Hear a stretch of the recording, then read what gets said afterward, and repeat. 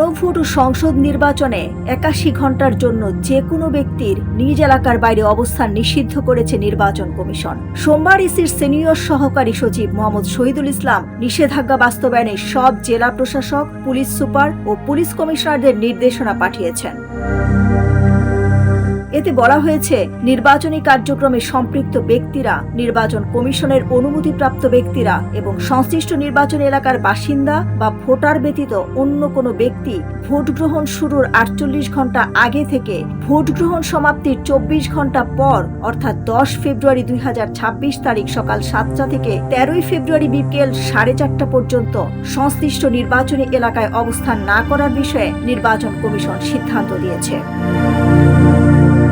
এদিকে নির্দিষ্ট সময়ের জন্য বিভিন্ন ধরনের যানবাহন চলাচলে নিষেধাজ্ঞা আরোপ করেছে নির্বাচন কমিশন।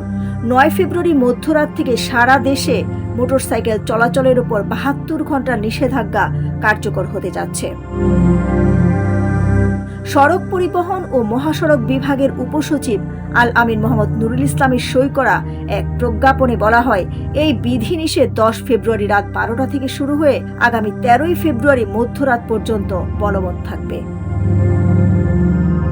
এতে আরও বলা হয়, আগামী ১১ ফেব্রুয়ারি মধ্যরাত ১২টা থেকে ১২ ফেব্রুয়ারি মধ্যরাত ১২টা পর্যন্ত অর্থাৎ ভোটের দিন ২৪ ঘণ্টার জন্য ট্যাক্সিক্যাব, পিকআপ ভ্যান, মাইক্রোবাস ও ট্রাক চলাচলের উপর নিষেধাজ্ঞা আরোপ করা হয়েছে।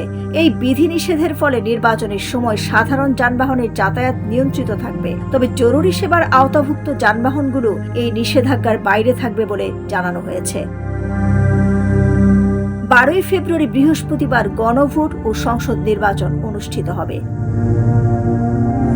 ডেস্ক রিপোর্ট, সোনালী নিউজ।